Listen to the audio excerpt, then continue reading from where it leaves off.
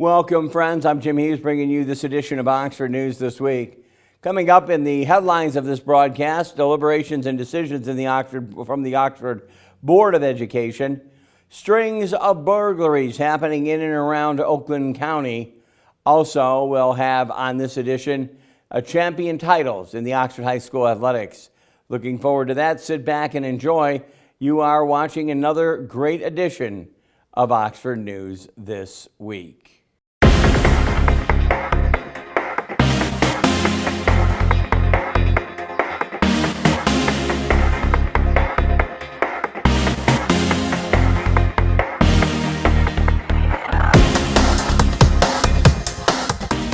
During the regular Oxford Board of Education meeting on the 26th of September, the board members discussed a current gap in leadership.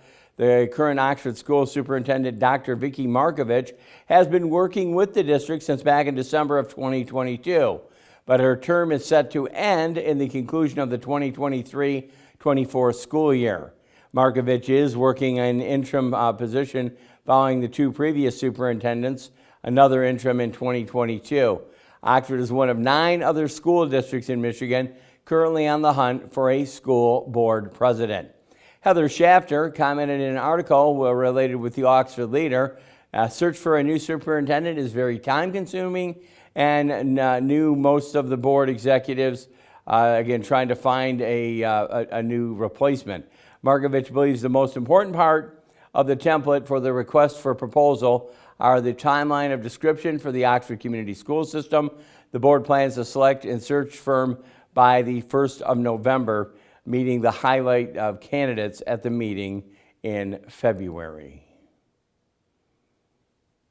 In other school board news, the same meeting also contained presentation of how tips to a potential violence or concerning behavior are reported to the school district. The District Safety Committee designed a flow chart that outlines how communications are reported to the district. Incidents reported during the school day are forwarded to the administration, and the threat assessment team reviews the tips to determine if the threat assessment screener is necessary. The threat assessment process proceeds with multiple ways, depending on whether the threat is non-credible, meaning that there are no means or intent or opportunity for the threat to be carried out, or if the threat is credible. Tips that come through the OK to Say, an anonymous Michigan tip line, are only sent to the school if the district is explicitly mentioned. Otherwise, threats are a police matter only. To learn more about what is discussed during this meeting, the 26th, you can navigate to OCTV's YouTube page for a recording that we put up on that YouTube page, and also information in the Oxford Leader.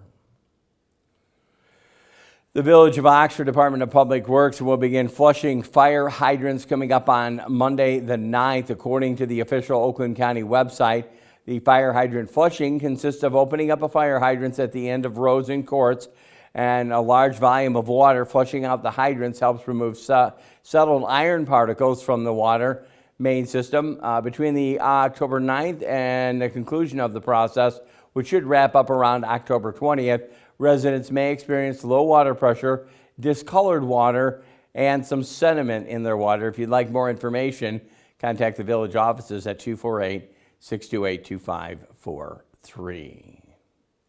Judge Kwame Rowe recently announced that the Oxford High School shooter is eligible for a life sentence without possibility of parole.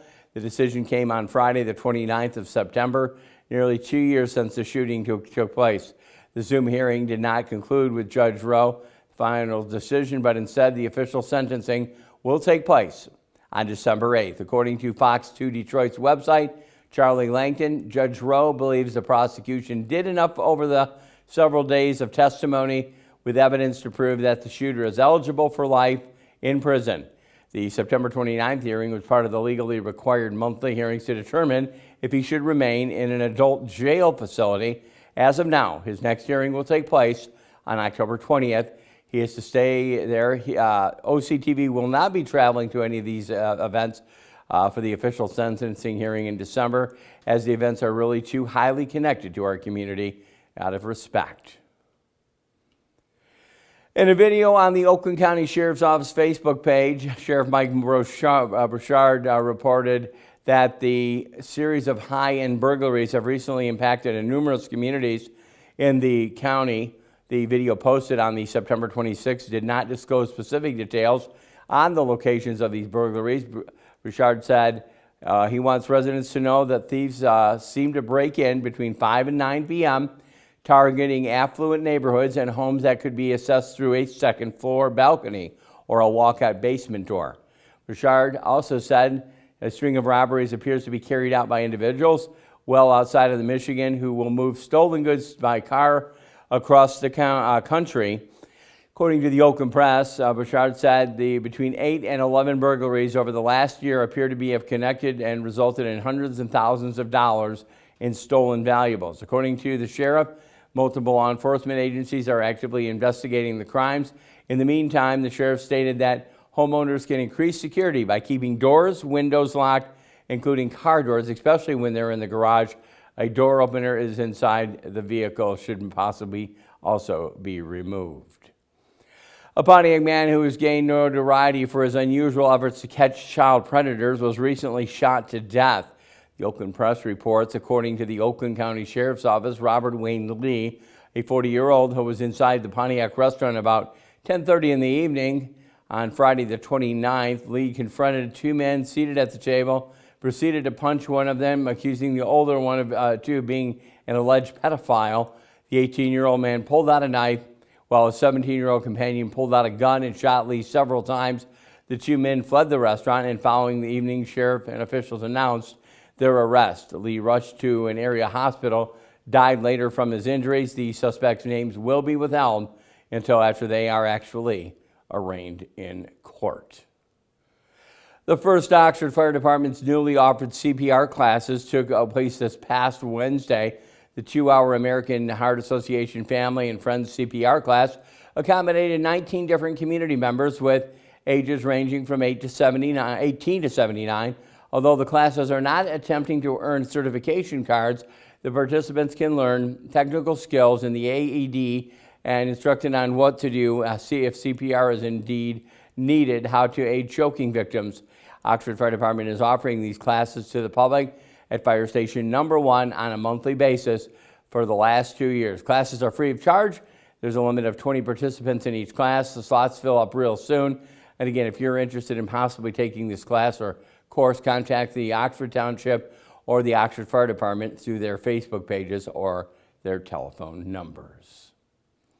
In our Behind the Lens segment, kind of commemorating this past weekend, we had a festival in Oxford. Of course, it was the Scarecrow Festival, one of many festivals this community has enjoyed. It was 125 years ago that Oxford hosted Michigan's largest street fair. One of the high points of the fair, early growth, was a street fair that ran from the years of 1898 and 1899. You're seeing some pictures here. The first fair was held on October 2nd through the 5th, while the fair in 1899 took place on September 19th and the 22nd. Historians at the time estimated about 6,000 to 7,000 people actually attended the fair back then. Although the Oxford Street Fair was originally designed to be an annual event, it was then successfully concluded 2 years later and then halted. Again, there have been many different types of festivals and fairs that have graced the streets of Oxford. Here are some of the pictures again from that fair back in 1899. If you would like to be in our Behind the Lens segment, feel free to email your snap to OCTV. We'll get it on and we've put a little story involved with it. Hopefully you can do that. Coming up in our last story, baseball bonds and making memories. And also Dave Kenny will have Auto Talk and Science in the News. You're watching a very special edition of Oxford News This Week.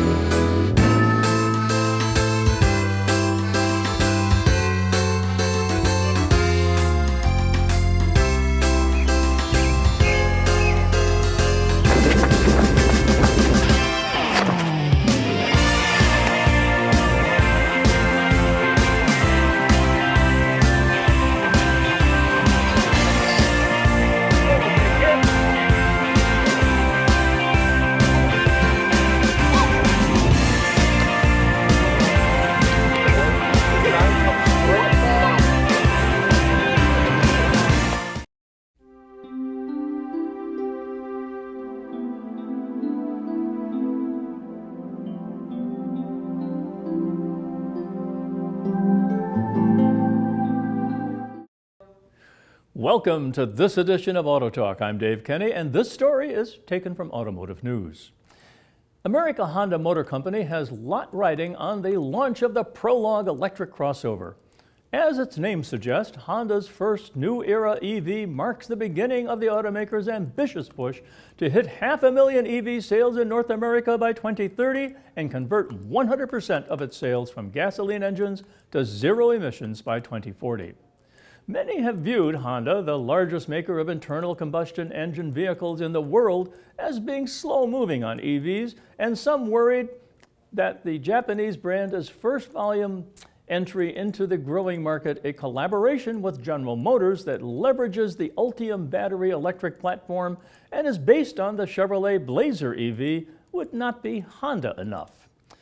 But now that the wraps are off, the Prologue appears to deliver a distinctively Honda experience, even though the automaker's foray into EV market depends on GM architecture. The Prologue's low roof, clean lines, and boxy silhouette look more like a next evolution Honda design than a quirky futuristic EV. Its sporty aesthetic, which Honda is calling neo-rugged, was crafted by an in-house design team. Honda said its engineers optimized the Prologue's aerodynamics for maximized efficiency, but tuned the suspension to retain a sportier driving dynamic. A sport mode is available for a more engaging driving experience with a quicker throttle and steering response, firmer steering, and increased braking power. The Prologue is loaded with new Honda technology such as Google built-in with wireless Apple CarPlay and Android Auto compatibility and over-the-air update capability. The Honda Sensing suite of advanced driver assistance safety features includes new rear cross traffic braking, blind zone steering, and rear pedestrian alert. The Prologue sets squarely in the midsize segment and so far has few rivals. The Prologue will go on sale in early 2024 while initial deliveries are underway for the Chevrolet Blazer EV. The Prologue is powered by an 85 kilowatt-hour battery that will travel an estimated 300 miles on a single charge when configured with front-wheel drive. When hooked up to a DC fast charger, it will be able to add 65 miles of range in 10 minutes. Honda has not provided specific pricing plans, but said the new model will start in the upper 40,000s. That's in line with the Blazer, which could start around $47,595 without shipping. Rivers said the Prologue's pricing will be very reasonable considering all of the technology and connectivity it will offer. Honda officials have not yet confirmed whether the Prologue will qualify for the federal $7,500 EV tax incentive, but said they expect it to. The electric 5-seater is a true midsize electric crossover that stretches 192 inches in length, just a bit longer than the 189-inch Passport and 8 inches longer than the CR-V. The brand's larger 3-row Pilot is 200 inches long. The Prologue's 136.9 cubic feet interior will appeal to 4-person families who want an EV but don't want to downsize into the compact segment dimensions. Rear seats even offer 2 angles of recline for extra comfort. The vehicle offers a 25.2 cubic foot of cargo capacity in the back, as well as a hidden cubby under the floor to keep the chargers untangled when not in use. With the 60-40 splitting rear seats folded flat, cargo capacity expands to 57.7 cubic feet. The Elite comes with a dual motor all-wheel drive setup that delivers 288 horsepower and 333 pounds-feet of torque. All-wheel drive is available on EX and Touring. Buttons and knobs for climate control and audio volume are complemented by an 11.3-inch center touchscreen and an 11-inch instrument display behind the steering wheel. All trims will get 2 USB-Cs in the front and 2 in the rear.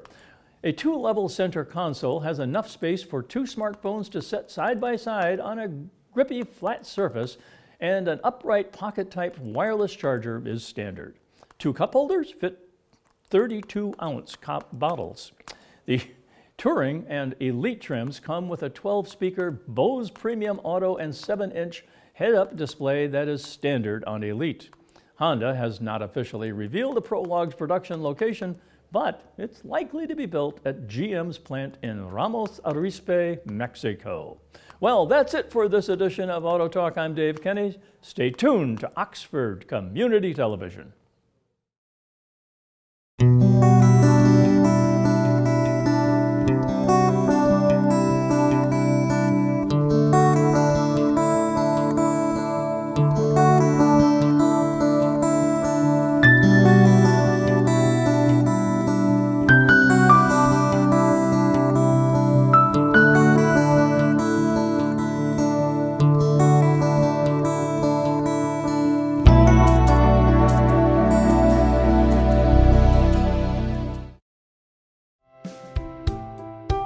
Canine Stray Rescue does just that.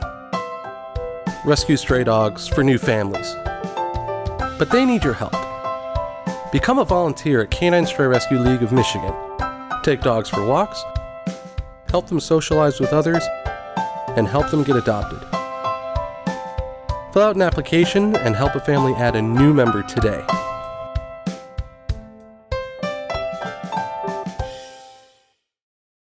Hello, this is Lomas Brown, ex-Detroit Lion, and you're watching OCTV. That's Oxford Community TV. Check it out. Back with you on Oxford News This Week. It's time for sports. And now it's time to take a look at a week in sports. The varsity boys soccer team took on Lake Orion, the Dragons, at the Dragon Stadium during a fierce matchup on the 27th. The first half, both teams were neck and neck, experiencing many promising scoring opportunities, but never managing to get the ball back into the net. The first half ended with 2 injuries, both Lake Orion team members. No score. With about 20 minutes remaining, Lake Orion had a short-lived celebration when a goal ruled offsides, and then a score returned at 0-0. Within 12 minutes, Oxford's Cooper Kaufman launched the ball from nearly 18-yard line into the far side of the goal, reaching Lake Orion's goalie and tallying to 1 point. Necessary for the Wildcat win. The Wildcats ended 1-0 victory, again bringing the Oxford's record to now 12-3-3. I know the Calhouns actually covered that. Do a great job if you can catch some of them games on OCTV. Now let's get into some semi-short sports bites. With the score of 307, the Oxford varsity girls golf team became the OAA White League champions during the second OAA League tournament in September. Over the course of a week, the girls set a new school 9-hole record with an 18-hole record and became league champions. The cumulative team score shattered the year with a record of 329.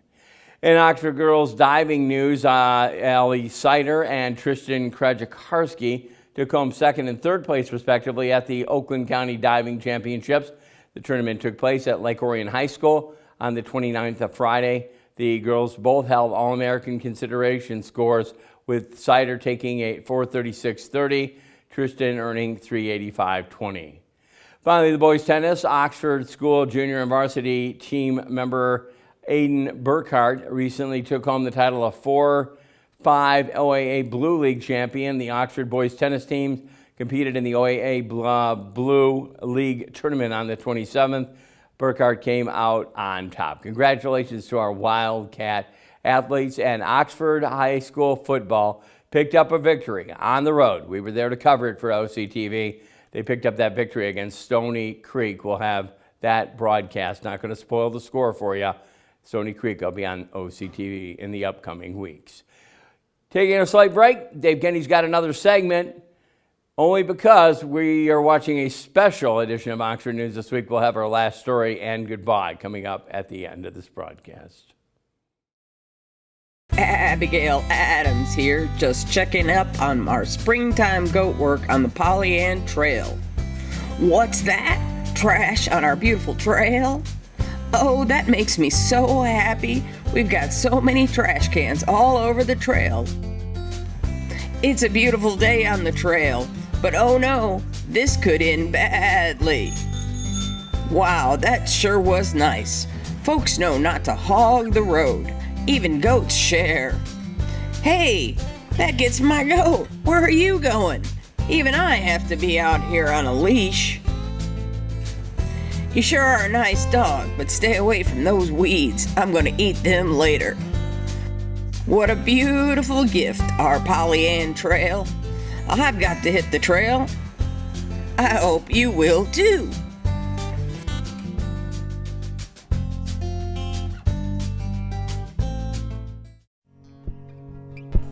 Canine Stray Rescue is Oxford's own local dog rescue. Each year they take in hundreds of dogs and bring them into suitable homes. A certified nonprofit organization, Canine Dog Rescue strives to give pound dogs a new leash on life.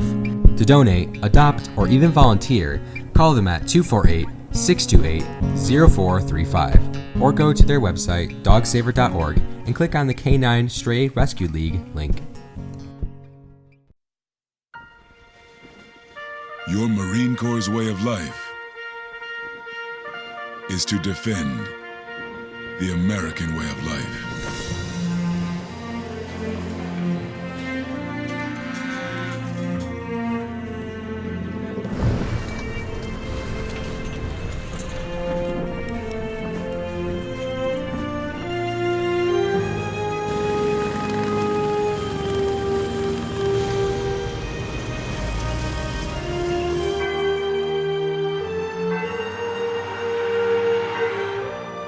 Every day, no matter where we serve, we take a stand for our nation, for each other, for us all. The few, the proud, the Marines.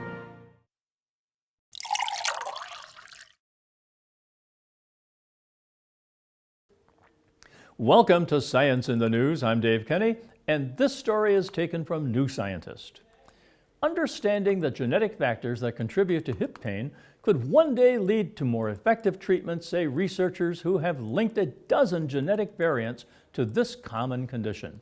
More than 1 in 10 people aged 60 and above in the U.S. report experiencing hip pain most days. This is usually treated with painkillers such as ibuprofen or morphine and physiotherapy. The painkillers that we have are not very good, says Francis Williams at King's College London, who wasn't involved in the new research. Studying the genetics of pain can reveal new genes and proteins to target with drugs, which could provide better options for pain relief. To understand the role of genetics in hip pain, Wei-Hua Ming at the University of Dundee in the UK and his colleagues analyzed the genetic data of more than 220,000 white people aged 40 or older who took part in the UK Biobank study. They also looked at a survey data where these people reported whether they had experienced pain in various body parts, including their hips, over the past month. From this, the researchers pinpointed 12 genetic variants across 7 regions of the genome that were strongly associated with hip pain. These variants probably influence the activity of 17 nearby genes, according to the researchers. One of these genes, called GABRB2, encodes a part of a protein that receives signals from a chemical called gamma-aminobutyric acid. This is important for blocking electrical signalings in the brain, affecting the perception of pain.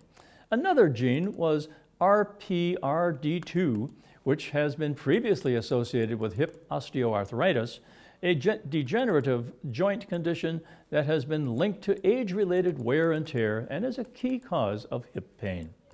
Although the precise function of the protein that RPRD2 encodes, it's unclear. It may be involved in the upkeep of cartilage within the hip joint, according to the researchers. Finding drugs that target specific genes and the proteins they encode could help to maintain cartilage for longer, says Williams. The researchers also found a strong overlap in the variants linked to both hip pain and some other types of discomfort, such as neck or shoulder pain. It makes sense that genes that are active in the brain that may help process chronic pain, generally from several parts of the body, would be linked to hip pain, says Williams. Future studies should explore the genetic factors in underpinning hip pain in more diverse populations, she says.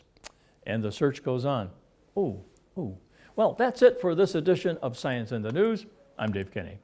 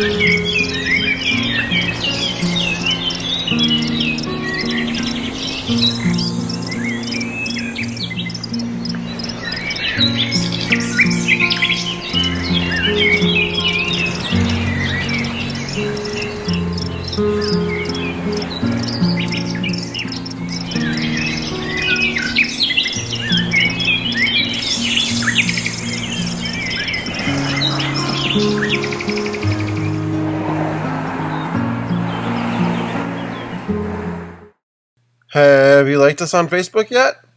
If not, what are you waiting for? Just go to your Facebook page, go to the search bar, and type in Oxford Community Television.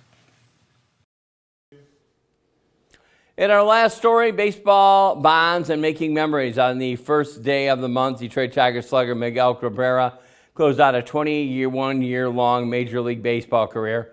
A decade earlier, the Triple Crown winner made a magical memory with a very devoted Tigers fan in Oxford. Kelly Morrison was unable to travel to Comerica Park because of her paralysis in all the limbs and a variety of health issues that she was experiencing. In August of 2013, the two met at kids' baseball camp in Lake Orion High School. Morrison was not scheduled to be at the camp, but despite the Cabrera took time to pose with her for a few photos and sign an autographed baseball. Kneeling down to speak to her, even though Morrison was unable to respond, you could tell by her smile that she was enjoying every moment. Sadly, Morrison passed away in November of 2018 at the age of 46, but there is no doubt that meaning, that number 24 visiting her, had a great impact on her very short life. And that's going to wrap it up on this edition of Oxford News This Week. As always, thank you to our news gathering sources this week, gathering it from the Village of Oxford, the Oakland County Sheriff's Office, the Office of Charter Township of Oxford, the Oxford Athletic Facebook page, the websites from the Oxford Leader, oakgov.com, NBC News, Fox 2 Detroit. Click on Detroit, the Oakland Press, and the Oxford Athletics. This week's photo credits go out to again, our photos being credited to many of our media sources. OCTV can be viewed on Spectrum Charter Channel 191, Channel 99 on the ATT Uverse system. Check us out on YouTube, Facebook, and Rumble, also on the Roku app as well. If you have a show idea or like to be a volunteer, OCTV can give our office a call at 248-628-9658. Special thank you to producer and director Kyle Snage, videographer, many of our videographers out there that film things for us, news writer Allison Miller, editor Marissa Haruska, also programmer Connie Miller, and program coordinator Dan Zweiss. Station manager Terry Stiles, and everyone at OCTV, I'm Jim Hughes, hoping you have a safe and pleasant week. I invite you back next time, and we again will take a look at Oxford News This Week.